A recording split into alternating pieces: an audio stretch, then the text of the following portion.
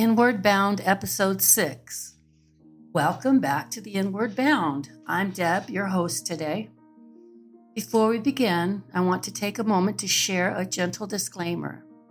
In this podcast, I speak openly about trauma, loss, and healing. My goal is to share my personal journey, not to offer you medical or psychological advice. Please listen with care, be mindful of your emotional state, take breaks, or seek support if any part of this episode brings up different feelings. You are not alone. You are safe here, and I honor you for joining me. Boys who never heal become men who hurt. When a boy grows up without emotional safety, guidance, or support, he learns to survive, but not to feel. These early wounds often determine how he moves into adulthood. Without healing, the probability that a boy becomes a man who hurts others or himself becomes very high. Not because he is bad, but because unhealed pain leaks. Today, I want to share an awareness that changed the way I see the men in my life, including my own brother, my stepfathers, my relationships, any other men that I've come in contact when I worked in the prison. This awakening helped me understand why so many boys grow into men who still carry the same wounds they had as children. Not because they're weak, not because they're bad, but because nobody ever showed them how to heal. From the moment they were told, "Don't cry, man up, be tough," something inside them shut down. Their emotional growth froze at the age they were hurt. And what we see today, addictions, anger, numbing, isolation, is not the behavior of a grown man. It's the pain of little boys living inside adult bodies. This episode is not about shame. It's about compassion. It's about finally seeing what was always there. It's about bringing light into places where generations of silence lived. So today, let's open our hearts to the truth. Unhealed boys become hurting men. And understanding this is the first step into breaking generational patterns. Yes, take a breath with me. This is my awareness. Why boys who never heal become men who still hurt. Today is a deep awareness opened inside me, an understanding that has reshaped the way I see my brother, the men in my family, and so many men in this world. I realized that boys who are never allowed to heal remain boys emotionally, even when they grow into adult bodies. This awareness comes from looking closely at my brother's life and noticing the patterns, the smoking, the drinking, the pot, the gambling, the withdrawal, and the man cave. I now understand these behaviors not as flaws, but as wounds. They are survival strategies, not character defects. They are the ways a little boy protects himself when no one teaches him how to feel, express, or ask for help. Boys are often taught, don't cry, don't feel, don't show weakness, don't ask for anything.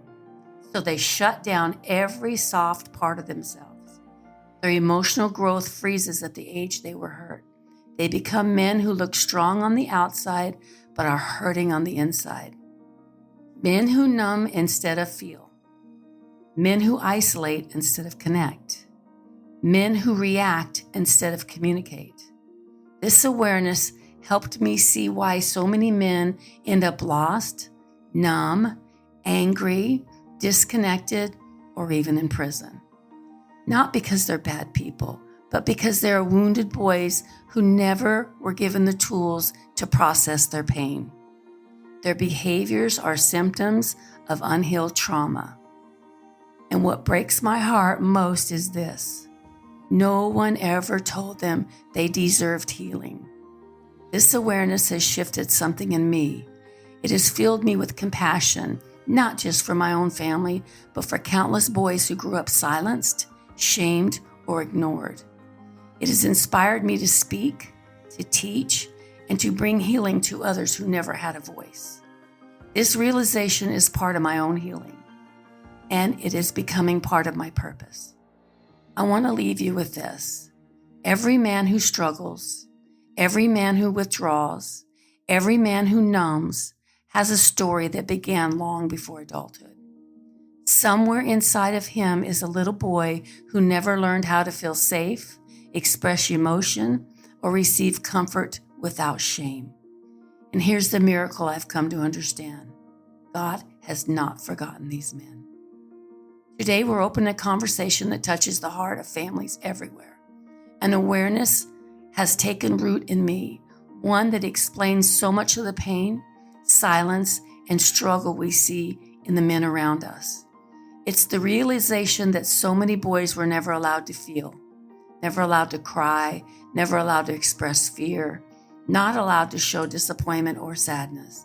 And when boys grows up being told toughen up, man up, or stop crying, a part of him freezes. He learns to shut down the most vulnerable and human part of himself. He learns to bury emotions instead of understanding them. What we see in adulthood, anger, withdrawal, addiction, numbness, these are not signs of strength. They are wounds of little boys who were never given permission to feel. Today, we're going to explore this together with compassion, truth, and the desire to heal generational patterns. One of the greatest wounds in our culture is the way we teach boys to shut down their emotions. From the earliest age, many boys hear these messages like, again, stop crying, be tough, man up, don't act like that, handle it. Every one of these words teaches a boy that his feelings are wrong, weak, or unwanted. And with every message, a piece of his emotions self shuts down. Instead of learning how to express feelings, boys learn how to hide them. Instead of learning connection, they learn silence. Instead of learning emotional strength, they learn emotional numbness. This becomes the foundation of their adulthood. Boys who are not allowed to feel become men who don't know how to communicate, trust, be vulnerable, receive love, calm their nervous system, express their needs, or ask for help. Their emotional development freezes at the age they learn to shut down.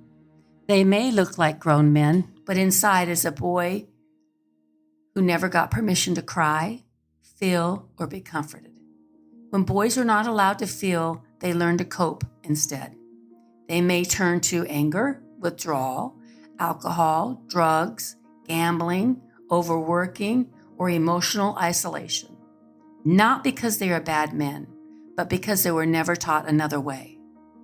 This is why so many men struggle in relationships, why they run from emotional intimacy, and why so many of them end up in prisons, addictions, or self-destruction.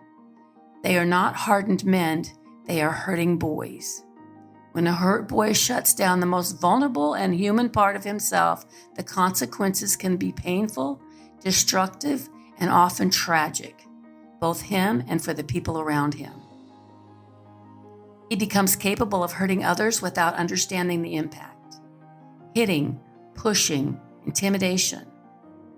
Cruelty used as armor. He will mock, shaming, or belittle others to protect himself. He uses fear to feel safe. Hurt boys often become boys who hurt, because harm becomes their emotional language.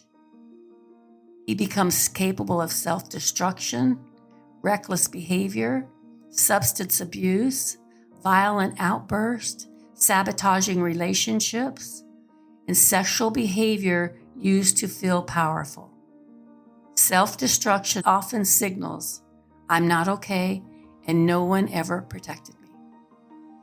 He becomes capable of emotional cruelty, as in stonewalling, coldness toward people who care, withholding affection, acting numb to important moments. A boy who shuts down his feelings has learned that emotions equal danger. He becomes capable of repeating the harm that was done to him, controlling others, using anger the way caregivers modeled, parenting from fear instead of connection, repeating cycles of abandonment or neglect, not because he wants to, but because no one ever taught him another way. He becomes capable of turning his pain into power over others, bullying, dominance, harshness in relationships, and he needs to win in every interaction. This is the armor of a boy who feels small inside. He becomes capable of losing the best parts of himself: compassion, tenderness, creativity, sensitivity, laughter, and trust. When a boy shuts these off, he becomes a fragment of who he was meant to be. These behaviors are not signs of a bad boy. They are signs of early emotional injury, overwhelm, and a child forced to survive without tools. Boys who shut down can heal. They can reconnect with their hearts.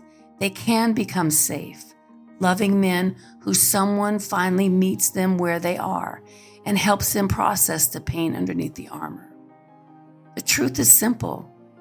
A boy who is allowed to feel becomes a man who knows how to heal. A boy who is silenced becomes a man who struggles in silence. This core message is not about blame. It is about understanding. Because understanding is the beginning of compassion, and compassion is the beginning of healing. Let this truth rest gently on your heart. Behind every man who struggles to communicate, behind every man who shuts down, behind every man who numbs or withdraws, there's a boy who was told his feelings were wrong. Understanding this doesn't excuse the hurtful behavior, but it helps us see the real wound. It helps us shift from judgment to compassion. And compassion is where healing begins. May this awareness soften your heart toward men in your life. This reflection is meant to help you gently explore how the message, boys are not allowed to feel, has shown up in your life, your family, and your relationships. Take your time and read slowly. Think about the men in your life. Who comes to mind when you think about boys growing into men who were never taught emotional safety? A brother, a father, a partner, a stepdad, a son, a friend, a father, a coworker? What patterns do you see now that you didn't notice before? How were boys treated emotionally in your home growing up? Reflect on messages boys received. Were they told to stop crying? Were feelings dismissed or mocked? Who comforted the boys, if anyone? What emotions were allowed and what emotions were shamed? How do you think this shaped their adult lives? Now, what behaviors do you now realize as unprocessed pain? Many men cope through anger, silence, withdrawal, addictions, working constantly, staying emotionally distant. Which of these have you witnessed? How does seeing them as pain responses instead of problems shift your understanding? How does this awareness change the way you see yourself? Sometimes we learn the same emotional shutdown. Did we learn to hide our emotions? Were we taught to be strong instead of supported? Did you ever feel unsafe expressing your truth? Write down what comes up for you. Sit quietly and reflect. What becomes possible when I see the wounded boy behind the man? What opens in your heart when I look at people through the lens of compassion instead of frustration? Imagine speaking to the younger versions of the men in your life. Imagine saying, you deserved to feel. You deserved comfort. You deserved safety. You deserved love. How does that feel inside your spirit? This awareness is part of your healing, and healing is how we rewrite the future.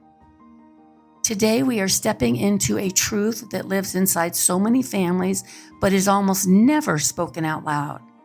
It's the truth about trauma numbing, the behaviors people turn to when pain inside them feels too big, too old, or too overwhelming to face.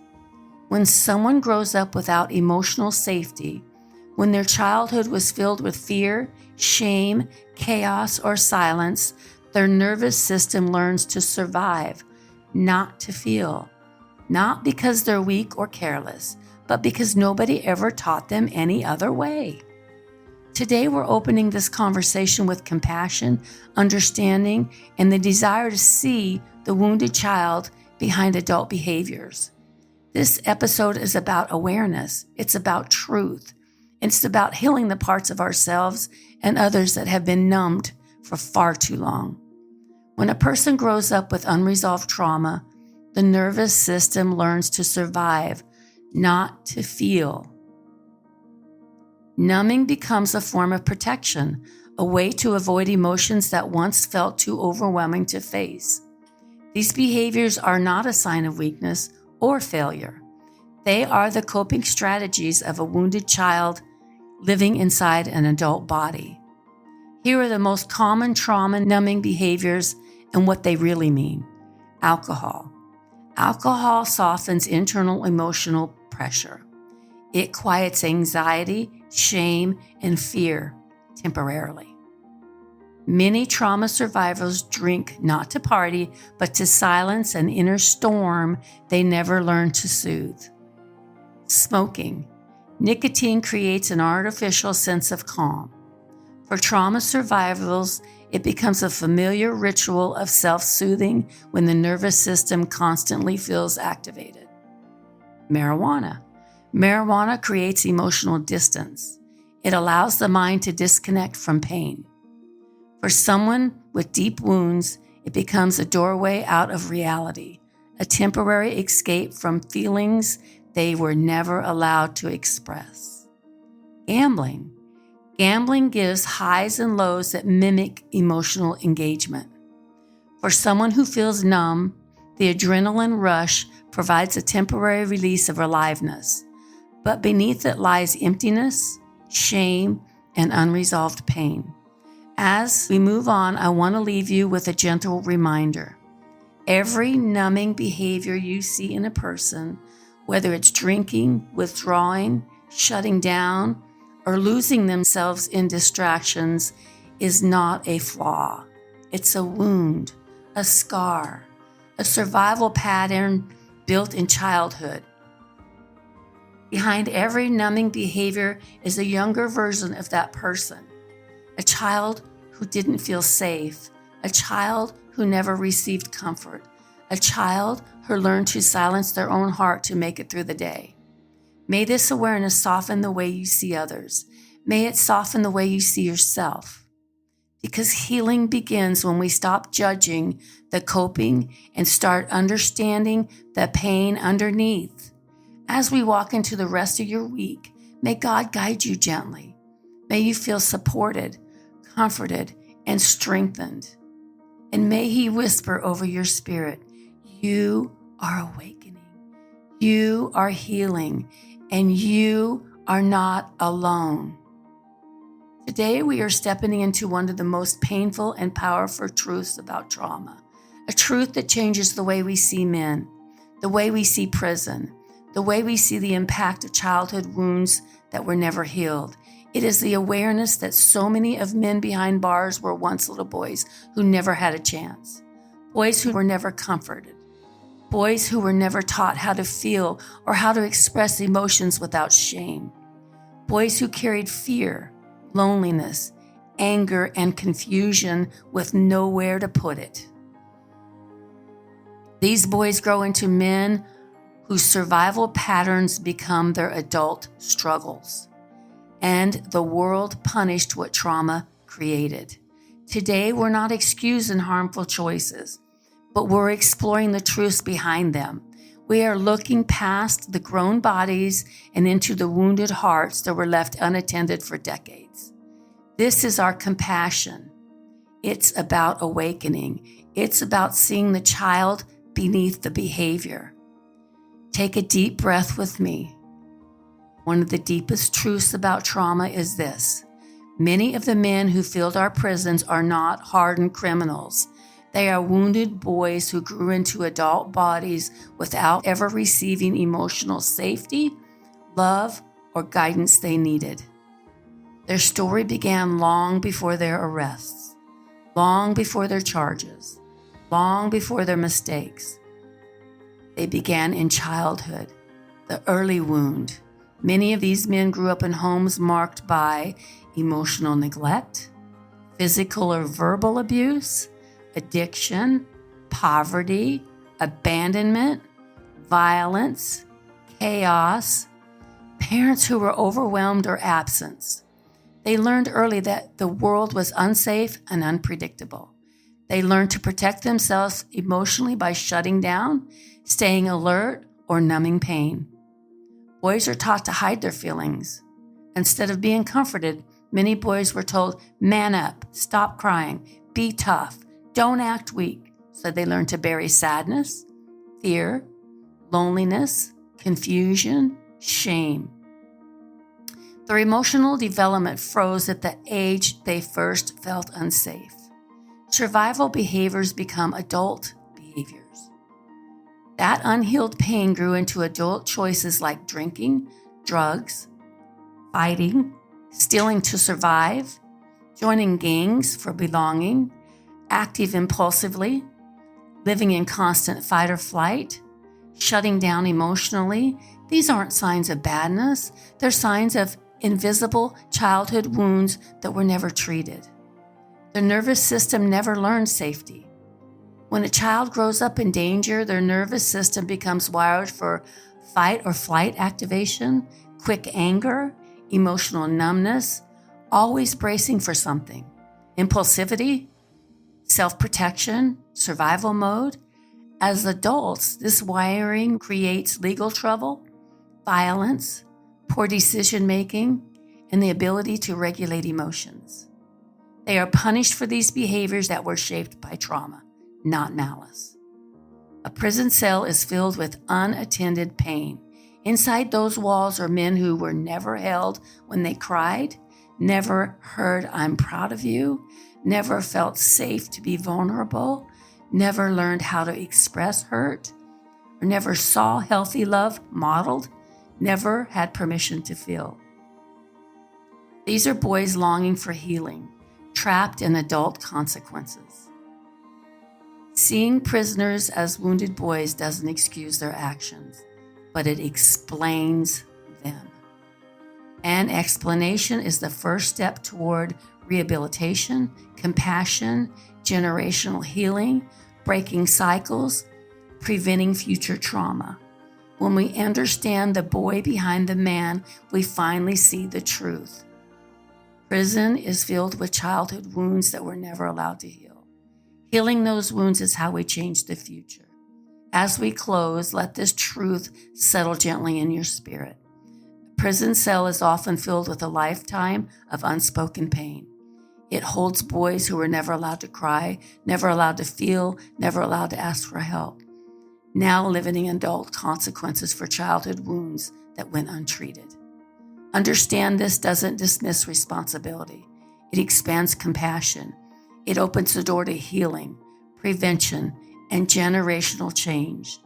May this awareness soften your heart toward the men society labels as hopeless. May it deepen your understanding of how trauma shapes lives. And may it remind you that every person, no matter how broken, was once a child who deserved love and safety. As you move through the week, may God give you the heart toward truth. May He help you see others with clarity and compassion. And may His voice whisper over your soul, you are awakening, you are healing, you are seeing through my eyes. True healing doesn't begin with a therapist, a book, or a technique. It begins inside the heart, in the spaces where we finally feel safe, seen enough, and loved enough to soften.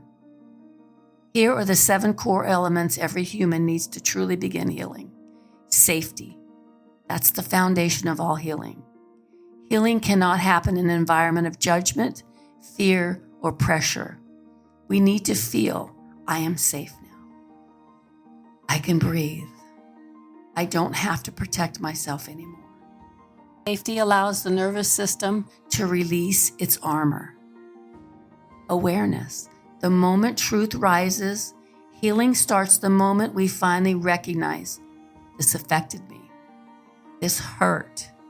I didn't deserve that. Awareness opens the door. Once truth is seen, it cannot be unseen.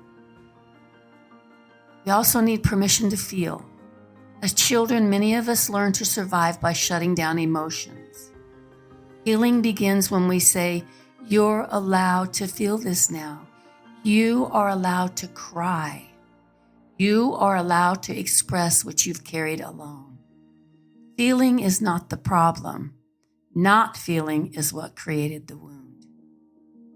We need compassion for yourself first. Healing requires a gentle inner voice. Compassion sounds like, "Of course I feel this way. Anyone with my story would feel this way too. I'm doing the best I can with what I've lived." Compassion dissolves shame, and shame is what locks trauma in place. Another one, understanding the patterns. People heal when they understand why they do what they do. This includes shutting down, numbing, people-pleasing, overthinking, choosing the same relationships, and feeling unworthy. Understanding breaks shame and brings clarity. Another one is support, safe connection. Healing does not require many people. Just one safe person can transform a life. Someone who listens, believes you, believes in you, doesn't judge you, stays present, sees your heart. Connection is medicine. Another one is God's presence. The deepest anger, trauma affects the soul. Only God can reach the deepest layers. Healing begins when we feel, "I'm not alone. God is here with me now."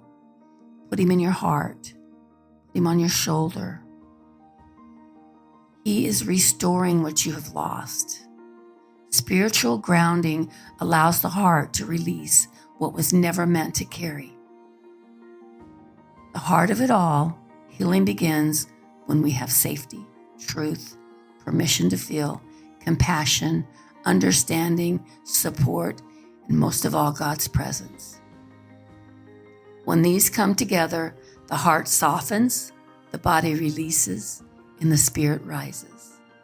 Thank you for joining me in this tender space today. When a father goes to prison, the little one left behind doesn't grow stronger, they grow quieter.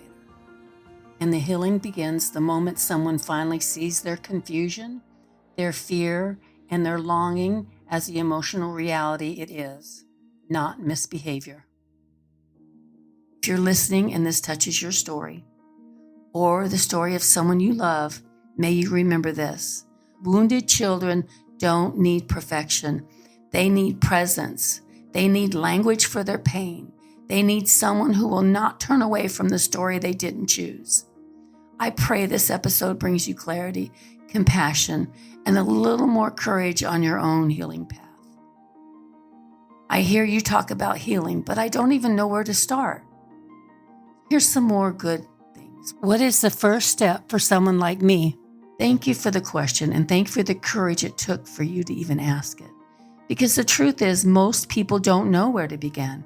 Healing has no roadmap. It has no perfect starting point. It begins in the heart long before it begins in any action. And so if you're sitting there wondering, where do I start? I want to offer you this. Start right where you are. You start when one simple truth rises up in you. The awareness that something in you is ready to soften, ready to shift, ready to release what you've carried alone far too long. Healing begins the moment you say, "This hurt me. This affected me. I didn't deserve that. I want something different for my life." Awareness is the first step, not therapy, not journaling, not techniques. Awareness. And then the next step is allowing yourself to feel what you were never allowed to feel. Feel the anger, feel the sadness, feel the grief, feel the confusion.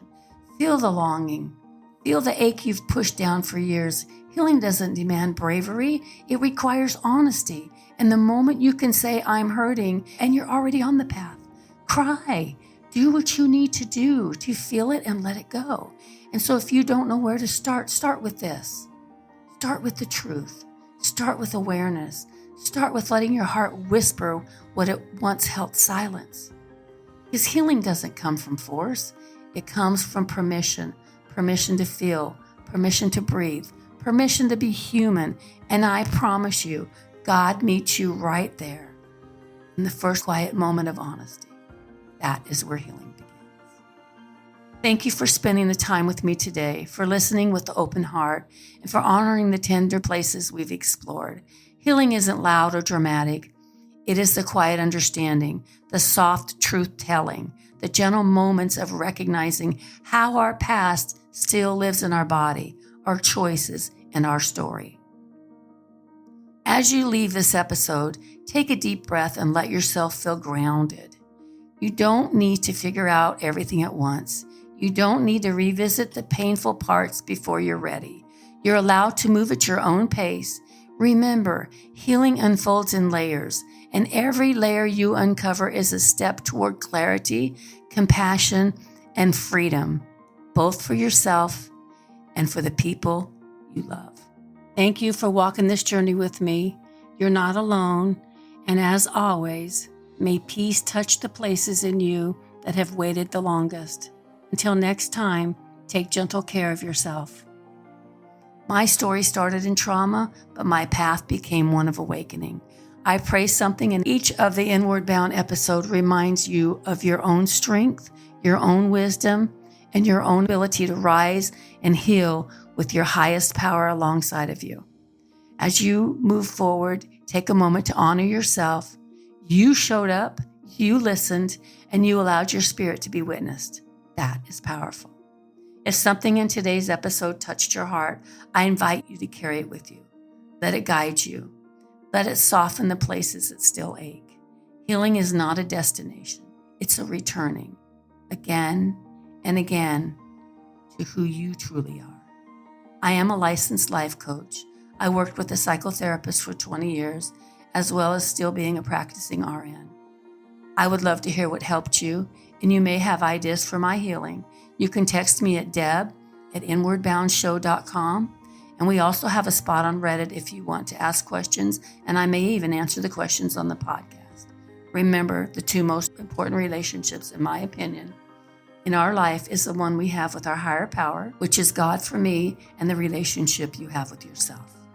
Till next time, keep walking inward, keep listening to your spirit, and keep choosing yourself. Inward Bound isn't a retreat, it's a return to truth, a return to parts of us we learned to silence. If this chapter resonated with you, honor that. There's nothing to fix right now. Healing begins when noticing, not repairing. Awareness is brave. Slowing down is brave. Listening is brave. Inward Bound Show opens the door to understanding ourselves, our behaviors, our relationships, and our coping. Big shout out to Jordan, my editor. And chapter 7 is going to be about another brutal marriage. Stay tuned, that this may have been a part of your story too. I'm going to close by sending you more love, peace, joy, and happiness. God bless you.